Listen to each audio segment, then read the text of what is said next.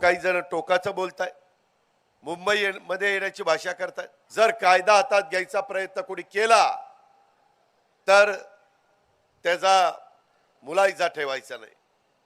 कायद्यापेक्षा कोणी श्रेष्ठ नाही, ही पण गोष्ट आपण लक्षात घ्या। मराठा आरक्षणावरून मनोज जरांगेंनी आक्रमक भूमिका घेतली आहे। 20 जानेवारीपासून जरांगेंच्या आंदोलनाचा तिसरा टप्पा सुरू होणार आहे। मुंबईतल्या आझाद मैदानात ते आमरण उपोषण करणार आहेत।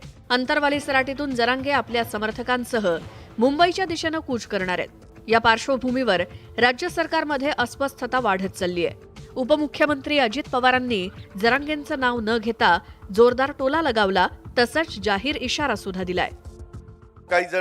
खरं तर मनोज जरांगेंच्या आंदोलनामुळे राज्यात पुन्हा एकदा मराठा आरक्षणाचा मुद्दा ऐरणीवर आलाय।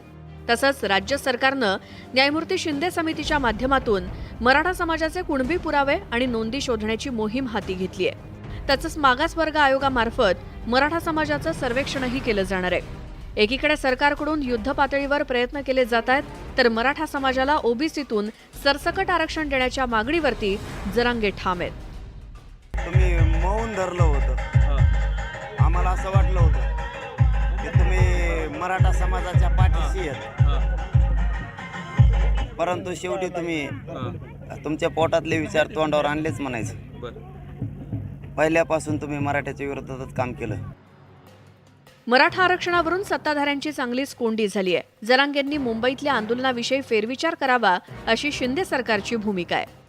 माननीय शिंदे साहेबांच्या नेतृत्वाखाली 80-85% प्रश्न हा मराठा आरक्षणाचा सुटत आलेला आहे, सुटलेला आहे।